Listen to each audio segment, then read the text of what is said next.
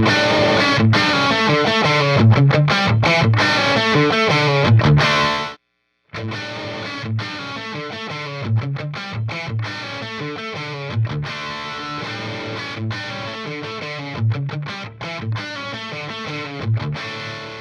people, what's up? It's Pete Thorn. Hey, welcome to my studio, and I'm here today to show you this fine device from my friends at Tone King. It's the Ironman Precision Compensated Reactive Power Attenuator. So the goal, of course, with this device is to stick it in between your amplifier and a speaker cabinet and shave some decibels off the overall level. Anything from a few dB at gig volume, down to maybe half power, half volume for doing some recording or something like that, maybe all the way down to like baby sleeping in the next room volume, so that you can practice at home even with like a high power tube head.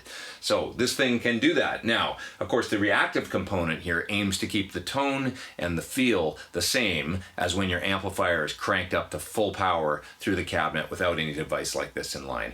I've come to realize this is a moving target. It's a difficult thing to do. You've got this complex relationship that happens between the output transformer of the amplifier and the speaker in the cabinet, and it's just kind of a moving target. The impedance is constantly fluctuating and changing between the speaker and that output transformer, and anytime you put something in the middle of that whole thing, it's a really, really difficult thing to completely, leave that untouched. Some people would say impossible, but what they've done with the Ironman 2 is try and make it as close as possible to not having any attenuation in line or any kind of load in line or anything like that. And I think it does a really commendable job. I've recorded a whole bunch of sound examples, and I'm going to run you through those in just a little bit here with a couple different amplifiers so that you can hear what this thing sounds like. What I want to do is show you what it sounds like, both reducing the volume, so I want you to hear the volume going down as I'm turning the attenuation control down, but then I also want to volume match those clips so that you can listen to the amplifiers full on, full up loud, and then I want you to hear the attenuated clips, but I'm going to bump them up in my DAW so that they're all at the exact same volume, and that way you can kind of have a better understanding and a better way to evaluate without having the Fletcher-Munson curve and all that coming into play, which can affect your perception of whether or not something sounds the same or better or worse or that kind of thing. Now, even that is a moving target because, of course, as the sound's coming down, you're not driving the speaker as hard, you're not driving the microphones as hard, so things change a little bit. This is an imperfect science, and like I say, I think it's next to impossible to get the exact same sound at every single volume level. But as you'll see, the Ironman 2 does a really commendable job. A couple more things about it, and then I'll get on to the sound examples.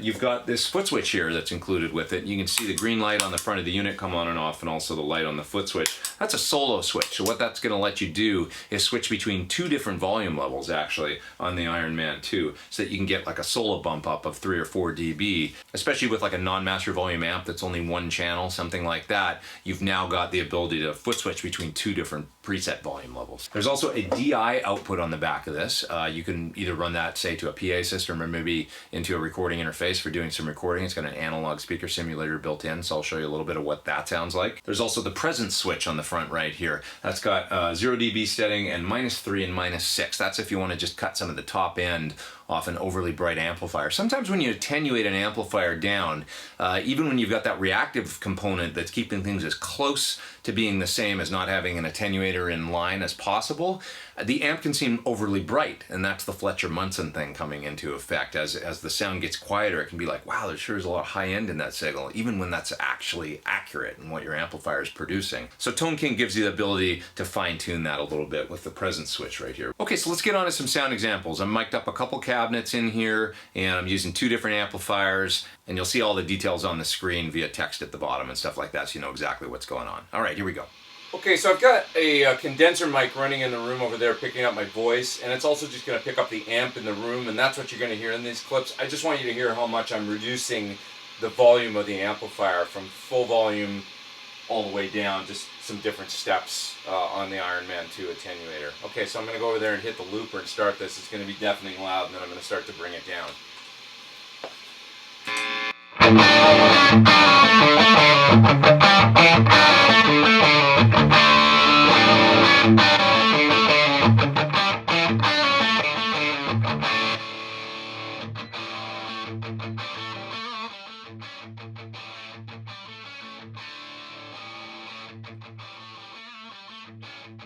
It's almost almost about a, like a talking volume now.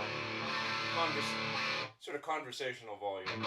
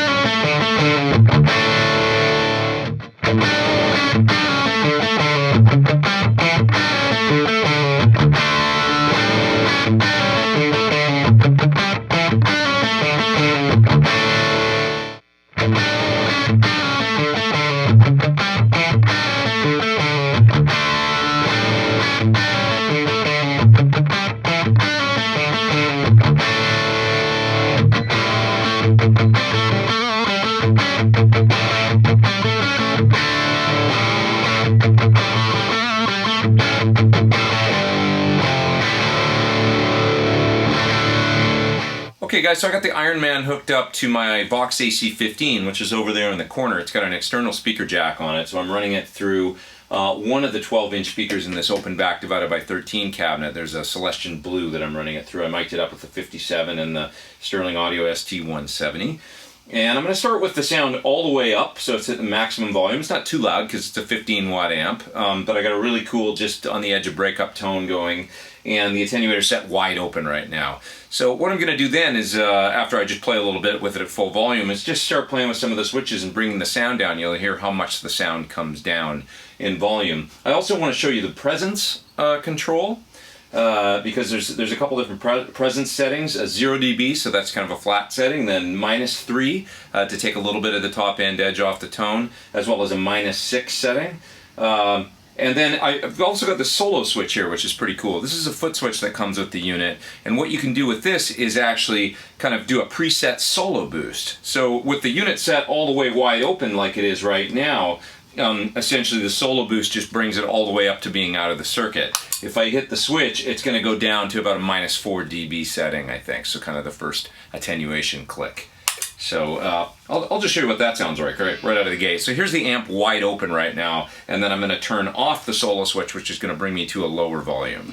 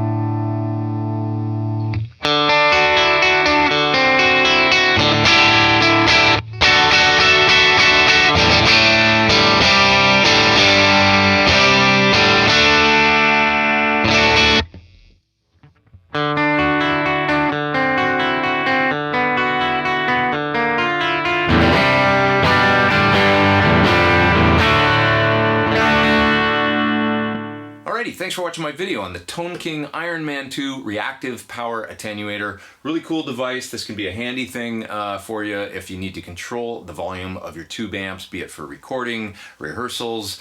We all know these days people don't like too much loud guitar gigs, it seems like, so this is going to let you shave some dB off and make the sound man happy, make your audience happy, and all that kind of good stuff. And you can even use it for practicing at home. It's super low, quiet volumes, even with something like a 100-watt Marshall amp.